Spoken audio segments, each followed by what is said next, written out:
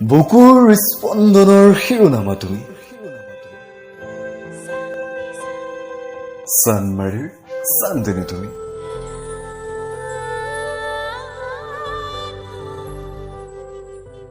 এন্ধাৰ নিশা জোনাকীৰ আগমনী, আজি আবতৰীয়া বৰষুণ জাকৰ মেঘৰ বিজুলী তুমি।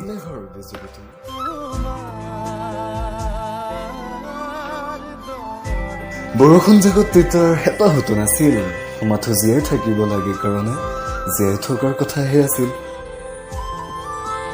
মোৰ আন্ধাৰ পথত এতিয়া জোনাক নামিছে, গোলাপৰ মৰহি যোৱা কলিটো এতিয়া তোমাৰ নামতে ফুলিছে। মিছ প্ৰিয়তমা, তুমি নুবুজা।